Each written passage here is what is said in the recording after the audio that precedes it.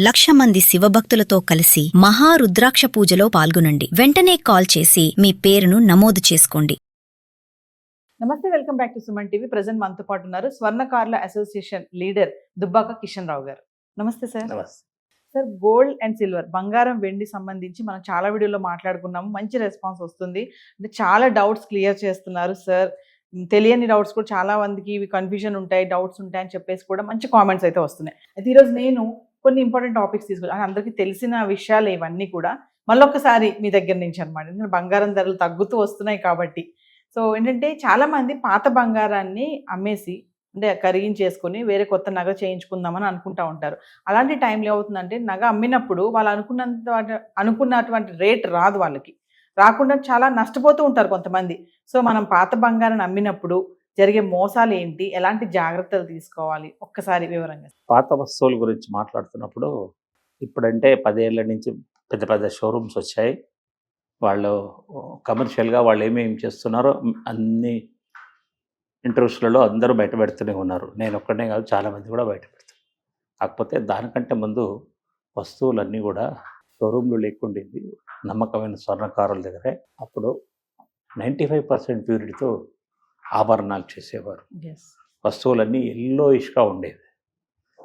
దాని తర్వాత కొంచెం గట్టితనం గురించి 22 క్యారెట్ అంటే 8% కాపర్ ఆర్ సిల్వర్ మిక్స్తో కాంబినేషన్తో వస్తువులు తయారు, అది కొంచెం గట్టితనం గురించి. ఆ తర్వాత డైమండ్స్ ఫిట్టింగ్ గురించి 20 క్యారెట్ ఆర్ 18 క్యారెట్స్లో చేయడం. ఇది ఓన్లీ డైమండ్స్ గట్టిగా పట్టి చుట్టూ ఉండే బంగారాన్ని గట్టిగా పట్టి ఆ డైమండ్ ఊడిపోవద్దనే ఉద్దేశంతో ఆ క్వాలిటీ బంగారంతో చేయాల్సి వచ్చేది. దానికి పర్సంటేజ్ కస్టమర్కి ఇచ్చేవాళ్ళు. ఇప్పుడు షోరూంలో మరి ఏం చెప్తున్నారు, ఏం చేస్తున్నారో మీ అందరికి తెలిసిందే. 22 క్యారెట్కు హాల్మార్క్ ఇప్పుడు లేటెస్ట్ 1 ఇయర్ నుంచి గవర్నమెంట్ ఆఫ్ ఇండియా కంపల్సరీ చేసింది బిస్మార్క్ హాల్మార్క్ చేయమని. ఎందుకంటే విపరీతంగా గోల్డ్ రేట్స్ పెరుగుతున్నాయి కాబట్టి. ఇంకా సిల్వర్కు హాల్మార్క్ రాలేదు, కానీ గోల్డ్కు మాత్రం వచ్చింది. ఇప్పుడు హాల్మార్క్ కంపల్సరీ వచ్చింది. దాని కింద HUID కోడ్ కూడా ఉంటుంది. కాబట్టి మీరు ఏ వస్తువునైనా కొన్నప్పుడు మీరు ఏ పర్సెంటేజ్లో కొన్నారో షోరూమ్ వాళ్ళు రిసిప్ట్ ఇవ్వాలా, అడుక్కునే బాధ్యత మనది. ఒకవేళ వాళ్ళు ట్యాక్స్ ఇస్తారని అడిగారు అనుకో, వితౌట్ ట్యాక్స్ కూడా వాళ్ళు ఒక వైట్ పేపర్ మీద కూడా రాసి ఇచ్చినా కానీ వాళ్ళ షాప్ది ఎస్టిమేషన్ పేపర్లో ఉంటుంది. కాబట్టి మనం ఎనీ టైం క్వశ్చన్ చేయొచ్చు. అదే స్వర్ణకారుడి దగ్గరికి వెళ్ళినప్పుడు ధర్మకాంట చీటి వెనకాలనే డీటెయిల్స్ అన్నీ రాసి ఇచ్చేసి వాళ్ళు ఎవరైతే చేసి ఇచ్చాడో అతని పేరు, అతని మొబైల్ నెంబర్ రాసి ఇచ్చేసి సంతకం పెట్టేవాడు. ఏ రోజైనా కానీ తప్పు జరిగితే వాళ్ళు అడగడానికి ఎవరికైనా పోలీస్ స్టేషన్కు ఆర్ థర్డ్ పార్టీ ఇన్స్పెక్షన్. ఇప్పుడు ఇవన్నీ జరగకుండా ఏమవుతున్నాయి, అన్ని హాల్మార్క్ సెంటర్స్ వచ్చేసాయి, లేదా టెస్టింగ్ సెంటర్స్ వచ్చేసాయి. కాబట్టి గోల్డ్లో ఫ్యూచర్లో మోసపోకుండా ఉండడానికి మార్గం. మీరు వస్తువును తీసుకెళ్ళి షోరూంలో ఇంకో వస్తువు కొంటూ ఈ వస్తువు ఇచ్చి వాడు 22 క్యారెట్ వస్తువుని 18 క్యారెట్ అని చెప్తే బ్లైండ్గా నమ్మకండి. బయట టెస్టింగ్ చేసుకొని తీసుకెళ్ళి వాళ్ళు ఏ పర్సెంటేజ్ రాసిచ్చారో ఆ కాగితం మీ దగ్గర ఉంచుకోండి. ఇమీడియట్గా చూపించకండి.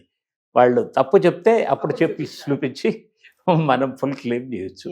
లేకపోతే నువ్వు చీటింగ్ చేస్తున్నావని అనడానికి అధికారం ఉంటుంది. కస్టమర్ను వదులుకోడు. కాబట్టి సారీ మేడం, మిస్టేక్ అయింది అని చెప్పేసి తీసుకుంటాడు.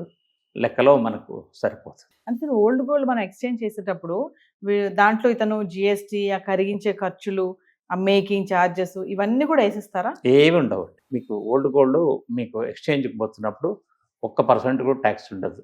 మీరు 30 తులాస్ గోల్డ్ ఆర్నమెంట్స్ తీసుకున్నారు, 20 తులాస్ గోల్డ్ ఇచ్చేసారు, 10 తులాస్కే మీకు GST కానీ ఇవన్నీ పడతాయి. మీ ఓల్డ్ గోల్డ్కు ఏది ఛార్జెస్ కట్టాల్సిన అవసరం లేదు. మీరు అన్నట్టు కరిగించడం అంతా కూడా అది షాప్ వాడి బాధ్యత. అంతే. ఇప్పుడు పాత గోల్డ్ మనం మార్చినప్పుడు సార్, నేను ఫస్ట్లో చెప్పినట్టుగా అనుకున్నంత రేట్ రాదు. అదేంటి, నేను ఇంత పెట్టుకున్నాను కదా, నాకు ఇంత తక్కువ చెప్తున్నారు ఏంటి ధర అనేసి అంటా ఉంటారు. చాలా డౌట్లు వస్తుంటాయి. ఎందుకంటే చెప్పే రేటుకి మనం ఇచ్చిన దానికి సంబంధం ఉండదు, చాలా తక్కువ వచ్చేస్తుంది. మరి పాత గోల్డ్ ఇస్తున్నప్పుడు వాళ్ళు ఎక్స్పెక్ట్ చేస్తారు. ఇప్పుడు మేము ఎక్స్పెక్ట్ చేస్తాం, మేము మంచి రేట్ వస్తుంది, నేను వేరే జ్యువెలరీ ఒక ఐటమ్ కొనుక్కోవాలనుకుంటాను, కానీ ఎందుకు ఆ రేట్ రాదు అంటే వాళ్ళు ఏమన్నా డిడక్షన్స్ చేయడాలు అట్లాంటివి ఏమైనా ఉంటాయి? అంటే కస్టమర్కి చెప్పకుండా ఏమైనా డిడక్షన్స్ ఏమైనా జరుగుతాయా బ్యాక్గ్రౌండ్లో? మీ స్లిప్లోని క్లియర్గా రాసి ఇవ్వాలి వాళ్ళు. ఏ పర్సెంట్ గోల్డ్ ఉంది, 22 క్యారెట్ ఉంటే 22 క్యారెట్ రేట్ రాస్తాడు పక్కన. తర్వాత మేకింగ్లో ప్రాసెస్ వేస్టేజ్ అది రాస్తాడు. తర్వాత డైమండ్స్ కొంటే డైమండ్స్, మేకింగ్ ఛార్జెస్ ఇవన్నీ రాస్తాడు. మీకు ఓన్లీ ఈ కింది 3 రావు.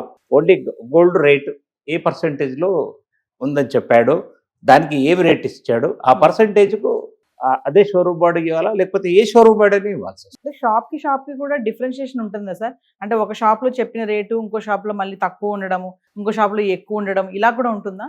ఇప్పుడే కదా కొత్తగా స్కీమ్స్ వాళ్ళు ఊరికే మనను కస్టమర్ని అట్రాక్ట్ చేయడం, మీకు గ్రాముకు 150 రూపాయలు ఎక్స్ట్రా ఇస్తామని ఇట్లాంటి అన్ని లక్షల రూపాయల సొమ్ముకు 150 రూపాయల గ్రాముకి ఏం పెద్ద డిఫరెన్స్ పడుతుంది మేడం? అంటే 10 తులాలకి ఎంత? 1500 రూపాయలు. 1500 రూపాయలకు నీకు గ్రామ్ కూడా రాదు కదా. కానీ గ్రాముకు 150 వస్తుందని అట్రాక్ట్ అయిపోతాం. మనము మన యొక్క వీక్నెస్ను వాళ్ళు ఎన్కరేజ్ చేసుకుంటాం. అంటే ఇప్పుడు మీరు అన్నట్టుగా ఈ గ్రాముకి 150 రూపాయలు మేము అడిషనల్ గా యాడ్ చేసి పాత బంగారానికి ఇస్తాము అంటున్నారు కదా. అవును. అందులో మనకు వచ్చేది ఏమి ఉండదు అంటున్నారు అయితే. అంటే వాళ్ళు అట్లా మిమ్మల్ని గుంజడానికి, అట్రాక్ట్ చేయడానికి వాడికి అంతకంటే ఎక్కువ లాభం తీసుకుంటున్నాడు ఆ గోల్డ్లో నుంచి. వాడు మీకు గోల్డ్కి ఇచ్చినాక మినిమం 2% అయినా డిఫరెన్స్. నువ్వు టెస్ట్ సర్టిఫికేట్ తీసుకెళ్ళా కానీ 2% తగ్గించే మీకు క్యాలిక్యులేషన్ వేస్తాడు. మరి 2%కి ఎంత వాల్యూ అవుతుంది? అంటే ఓల్డ్ గోల్డ్ ఇచ్చినప్పుడు ఖచ్చితంగా క్లయింట్ అనేవాడు నష్టపోతాడు. జ్యువెలరీ షాప్ వాడికి లాభమే. అంతేనా సార్? ఇదే మీరు గోల్డ్ స్మిత్ దగ్గరికి వెళ్ళి ఓల్డ్ వస్తువుని తీసుకెళ్ళి కరిగించి టచ్ చేయించి ఇచ్చారనుకో, అదే పర్సంటేజ్లో చేసేయాల్సి వస్తుంది. అతనికి కస్టమర్ వదులుకోడు. వీడికేమో 100-200 కోట్ల షోరూమ్ కాబట్టి అందరి ఖర్చులు మీ దగ్గరికి వెళ్ళి. అంటే ఇప్పుడు మీరు అన్నట్టు సార్ ఫైనల్ గా అయితే గోల్డ్ స్మిత్ దగ్గరికి మనం పాత బంగారం ఏదైనా తీసుకెళ్ళి, సపోజ్ ఒక చైన్ ఉంది, అది నేను వాడట్లేదు, వేరే కొత్తగా న్యూగా కావాలనుకుంటున్నాను, అదే చైన్ ఇచ్చి అదే చైన్ ఉన్నటువంటి ఎంత గ్రామ్ ఉందో ఆ గ్రామ్లోనే నాకు చైన్ చేసి ఇవ్వండి అంటే మీరు చేసిస్తారా? చేసిస్తారు. ఓన్లీ వేస్టేజ్ క్లెయిమ్ చేస్తారు. 4%, 5% వేస్ట్. షోరూమ్ లాగా 8% క్లెయిమ్ చేయరు. 4%, 3% వస్తువుని బట్టి. అంటే ఓల్డ్ గోల్డ్ కనుక ఎక్స్చేంజ్ చేసి ఐటమ్ చేయమంటే గోల్డ్ స్మిత్ దగ్గర ఏమేమి ఛార్జెస్ పడతాయి సార్? మాకు ఏముండదండి. మీ వస్తువును టెస్టింగ్ చేస్తాడు. టెస్టింగ్ చేసి మీకు స్లిప్ రాసిస్తాడు. ఇది 92% ఉంది, మేము 92% గోల్డ్కు మేము ఇంకో వస్తువు చేసిస్తున్నాము, మీకు స్లిప్ ఇస్తాడు. చేసిన తర్వాత వస్తువుకు 3%, 4% ప్రాసెస్ వేస్టేజ్ తీసుకుంటారు.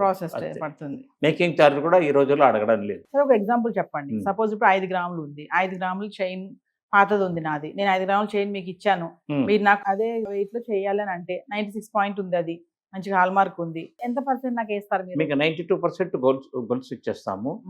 మీకు మేము వస్తువు చేసి ఇచ్చినందుకు మాకు 5 గ్రామ్స్కు 4% వేస్టేజ్ క్యాల్కులేషన్ చేసి ఆ డబ్బులు మిమ్మల్ని అడుగుతాము.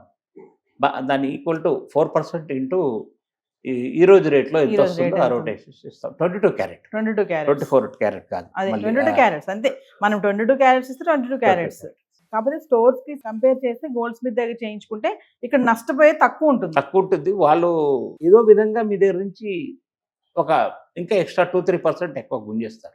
సో ఏదేమైనా ఇప్పుడు పెట్టే ఆఫర్స్ అన్ని కూడా మహిళల్ని అట్రాక్ట్ అవ్వద్దు అంటారు. అట్రాక్ట్ అవుతే మీకే నష్టం. మీకు అంతా స్టడీ చేయడం తెలిస్తేనే మీ షోరూమ్ పోవాలా, గట్టిగా అడగగలిగితేనే పోవాలా. మీరు ఏదో ఆ వస్తువులు చూసి మురిచిపోయిపోతే మాత్రం మీకు నష్టం పోవాలి. సో ఫైనల్ ఒక విషయం చెప్పండి కిషన్ రావు గారు, పాత బంగారాన్ని మార్చడానికి వెళ్ళినప్పుడు మేము అడగవలసినటువంటి ప్రశ్నలు ఏముంటాయి ఒక షాప్ వాళ్ళని? ఏం అడగొద్దు. మనమే ముందే ఏదైనా జనరల్ బజారో, చార్కమానో, సిద్ధ బజారో, గౌలిగూడ ఎక్కడ పోయినా టెస్టింగ్స్ ఉంటాయి. టెస్టింగ్ షాప్లో మీ పేరు అడుగుతాడు, మీ మొబైల్ నెంబర్ అడుగుతాడు, టెస్ట్ చేసి ఇస్తాడు, 50 రూపాయలు తీసుకుంటాడు. ఆ రిపోర్ట్ మీ దగ్గర ఉండాలి. అది ఉంటే మీకు ఏదైనా మాట్లాడచ్చు. స్వర్ణకారుడి దగ్గరికి వెళ్ళినా, షోరూమ్ దగ్గరికి వెళ్ళినా. అయితే వాళ్ళు కొంచెం ఎక్స్ట్రా క్లెయిమ్ చేస్తారు వేస్టేజ్. దానికి మీరు ఒప్పుకుంటే ఇవ్వాలా, లేకపోతే నాకు నమ్మకమైన స్వర్ణకారుడు ఉన్నాడంటే స్వర్ణకారుడు. Thank you sir. వెల్కమ్.